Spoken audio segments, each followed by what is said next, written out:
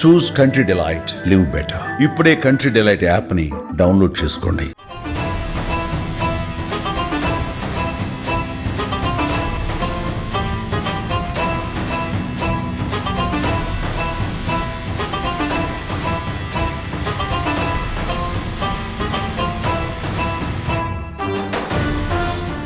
అందరికీ నమస్కారం. నేను Swaroopa Potlapalli. Welcome to Suman TV.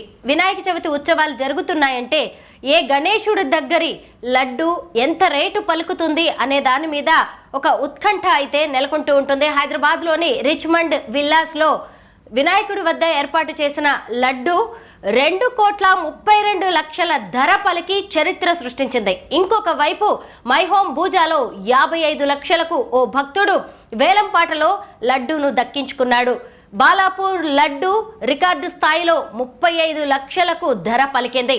అసలు ఈ వేలంపాటలో లడ్డూలను ఎందుకు కొంటూ ఉంటారు, ఆ లడ్డూతో ఏం చేస్తూ ఉంటారు, శాస్త్రం ఏం చెబుతోంది, వీటన్నిటినీ ప్రముఖ ఆధ్యాత్మికవేత్త లక్కరాజు నిర్మల గారిని అడిగి తెలుసుకుందాం. అమ్మ నమస్తే. నమస్తే నాన్న. వినాయక చవితి అనగానే మనకి లడ్డు వేలం పాట గురించే ఎక్కువగా చర్చ నడుస్తూ ఉంటుంది. అసలు లడ్డు వేలం ఎందుకు వేస్తూ ఉంటారు వినాయక చవితి ఉత్సవాల్లో? మన శరీరంలో మూలాధార చక్రం యాక్టివేషన్ కావాలంటే భూతత్వం మన శరీరానికి తగలాలి. అంటే ప్రతి పెళ్లికి కానీ వివాహానికి కానీ ఏదైనా ఒక శుభకార్యానికి కానీ మట్టిలో చేతులు పెట్టి మట్టి తయారు చేస్తాము. ఆ భూతత్వం మన బాడీకి వస్తుంది అనేది శాస్త్రము.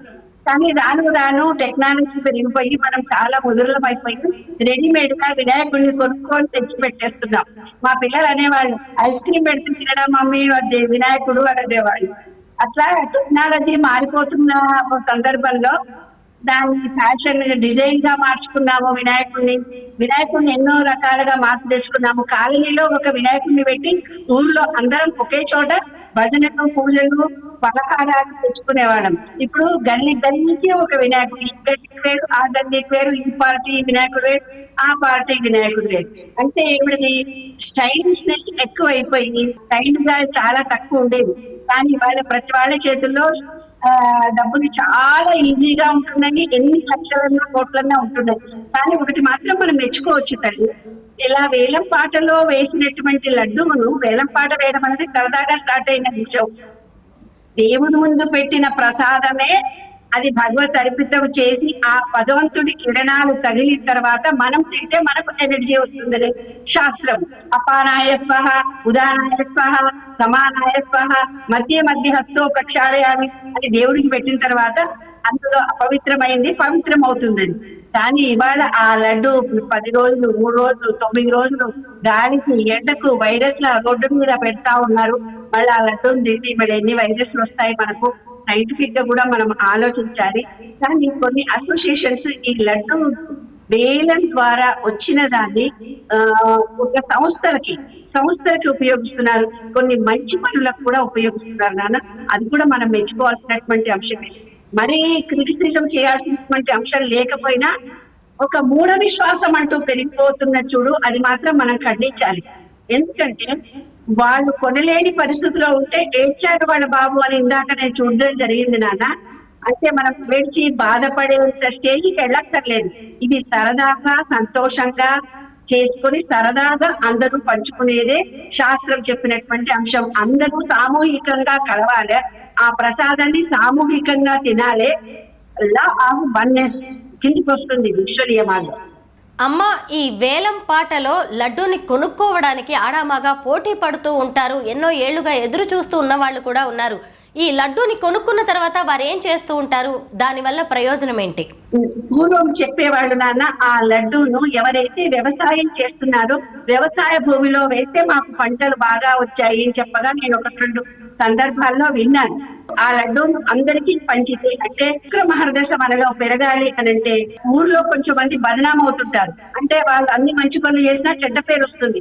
అప్పుడు ఏమిటంటే శుక్రవారం నాడు స్వీట్స్ ని గనక అందరికి ఊర్లో ఉన్న వాళ్ళకు స్వీట్స్ చేసి స్వయంగా చేసి పంచితే మన ఆ దోషం పోయి అందరూ ఊర్లో వాళ్ళు అతని తప్పును క్షమించినట్టుగా అంటే అతన్ని అప్రిసియేషన్ చేస్తారని శాస్త్రం చెబుతోంది నాన్న. కానీ అది ఫ్యాషన్ గా మారిపోయి ఇప్పుడు ఏ రోజో శుక్రవారం కాకుండా ఏ రోజైనా ఆ ప్రసాదాన్ని అంతా పంచుతున్నారు. కొంతమంది ఈ ప్రసాదాన్ని మేము ఎవరికి ఇవ్వము, ఇది మా కుటుంబానికి సంబంధించి మా కుటుంబ వ్యక్తులే తినాలని కూడా తింటున్నారు. అది శాస్త్రాలను మర్చిపోయారు, అన్నింటినీ మర్చిపోయి వాళ్ళు ఇష్టం వచ్చిన రూట్ లో వెళ్ళిపోతున్నారు. కాబట్టి మనం దీన్ని విమర్శించే అవకాశాలు లేవు. మరి ఎలా వెళ్తున్నామో ఎక్కడ వెళ్తున్నామో అది ఎక్కడ దాకా పోతుందో తెలియదు. కొంతమంది ఏం చేస్తారంటే ఆ ప్రసాదాన్ని ఊర్లో వాళ్ళందరికీ పంచడం అనేది పద్ధతి, వాళ్ళే తినాలి వేరే వాళ్ళకి ఇవ్వకూడదు అనేది. ఒకటేమో పొలంలో చల్లితే కనుక, లేదు ఇల్లు కట్టి వ్యాపారాలు చేస్తుంటారు, మరి రియల్ ఎస్టేట్ వ్యాపారం. రియల్ ఎస్టేట్ వ్యాపారము భూమికి సంబంధించింది వినాయకుడు కాబట్టి ఆ ప్రసాదాన్ని అలా చల్లినప్పుడు ఆ భూమికి వినాయకుడి అనుగ్రహం కలిగి తొందరగా ప్లాట్లు అమ్ముడబోతాయని ఒక నమ్మకము విశ్వాసంతో పనులు జరుగుతున్నాయి. లడ్డు వేలం పాటకి సంబంధించి ఎలాంటి మార్పు వస్తే మంచిది? ఇది వేలం వెర్రి అనిపిస్తోంది నాన్న నాకు. మరి మూఢ విశ్వాసంతో వెళ్ళిపోయి లక్షలు కోట్లకు కోట్లు ఖర్చు పెట్టి కొనుక్కోవడం అనేది అది చాలా ఒక వేలం వెర్రి అని అంటారు నాన్న. ఇది కరెక్ట్ అయిన పద్ధతి మాత్రం కాదు. ఎందుకంటే పాప విన్నాక ఒక అమ్మాయి అది చాలా ఎంత బాధపడుతూ చెప్పిందంటే, నేను 50 లక్షల దాకా రెడీ అయిపోయాను. అంటే అందరూ మహిళలు ప్రోత్సహిస్తుంటారు, వాళ్ళకి నీకు అడ్డం వస్తుంటుంది, ఎంతైనా సరే నేను తీసుకోవాలి అనే పౌరుషం దగ్గరికి వస్తుంటుంది. కానీ ఆర్థికంగా మనం ఉన్నామా లేదా, అంత అవసరమా ఖర్చు పెట్టడం అనేది కూడా ఆలోచించాల్సినటువంటి అంశం. కానీ ఈగోలతో సహా ఆయన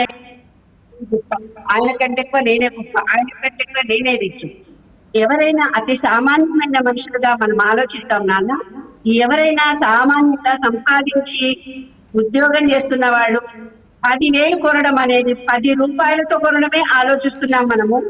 20 రూపాయలు పెట్టి కొనాలన్నా, 1,000 రూపాయలు పెట్టి ఒక స్వీట్స్ కొని ఇంట్లో వాళ్ళకి ఇవ్వాలన్నా ఆలోచించి చేసుకుంటున్నారు. 20 లక్షలు అంటే వ్యాపార ధోరణిగా వెళ్తున్నారు. వాళ్ళకు ఇల్లీగల్ గా డబ్బులు ఎక్కువ రావడం మూలంగా ఖర్చు పెడుతున్నారు.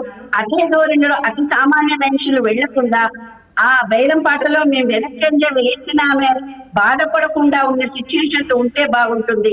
ఇంకొకటి ఏంటంటే, ఏదైనా అవకాశం వచ్చి సేల్ చేస్తున్నప్పుడు కొన్ని అసోసియేషన్స్ ఏం చేస్తున్నాయన్నా, వేల పాటలు 2 అసోసియేషన్స్ గా విడిపోయి అందరూ కలిసి ఊకుముడిగా డబ్బులు వేస్తున్నారు. వీళ్ళు కొన్ని terms and conditions ends and objects పెట్టుకుంటున్నారు, వీళ్ళు కొన్ని ఎండ్స్ అండ్ ఆబ్జెక్ట్స్ పెట్టుకుంటున్నారు. ఈ రెండింటిలో ఎవరికి ఆ లడ్డు వచ్చినా హ్యాండిక్యాప్డ్ వాళ్ళకి, ఓల్డ్ ఏజ్ హోమ్ వాళ్ళకి, అనాథలకి, ఊర్లో నీడీ పర్సన్స్ కి కూడా వాళ్ళు ఏం చేస్తున్నారంటే ఆ డబ్బును వినియోగించడానికి కమిటీలుగా వేసుకుంటున్నారు. ఇది చాలా హర్షణీయమైనటువంటి అంశము. ఇది చాలా గొప్ప పద్ధతి. ఎందుకంటారా, ఇప్పుడు మనందరి దగ్గర మిడిల్ క్లాస్ వాళ్ళ దగ్గర కొంత ఉంది కాబట్టి అందరూ కొంచెం డబ్బులు వేసుకొని ఆ డబ్బును ఒక కుటుంబానికే కాకుండా ఒక సంస్థగా కొందరికి ఉపయోగపడితే బాగుంటుందని నా సలహా. సమాజానికి హితం కోరి ఏ మంచి పని చేసినా, కొంతమందికి ఇల్లు కట్టించండి కావాలంటే వాళ్లకు పిల్లల చదువులకు డొనేషన్ ఇవ్వండి, కావాలంటే పుస్తకాలకు ఇవ్వండి. ఎవరైతే వెనకబడి ఉన్నారో స్కూళ్ళల్లో కుర్చీలు బెంచీలు లేవు, స్కూళ్ళల్లో బాత్రూములు లేక పిల్లలు ఆడపిల్లలు 7వ తరగతి తర్వాత స్కూల్ బంద్ చేస్తున్నారు. కాబట్టి అటువంటి చోట వెళ్ళి మీరు ఎవరైనా బాత్రూమ్లు కట్టించండి నాన్న, అది ఎంత ఉపకారం జరుగుతుంది. కాబట్టి వేలం పాటలో వెరిగా కాకుండా అది సామాజిక విలువలు కలిగినటువంటిది. ఆ ప్రసాదం అనేది ఇంత మనమే తిన్నా కూడా మనకు లాభం జరగదు. మనం ఎంత మందికి మంచితే అంత లాభం జరుగుతుంది. అదే ఈ విశ్వము, ఈ వినాయకుడు ఎదురు చూసేది. మనం ప్రేమ ఇచ్చినా, డబ్బు ఇచ్చినా, మనం ఏది సేవ చేస్తున్నా, ఇంకో రూపంలో చేస్తున్నా అదే మనకు రిటర్న్ వస్తుందనే సత్యాన్ని మాత్రం ప్రతి ఒక్కళ్ళు గ్రహించాలి.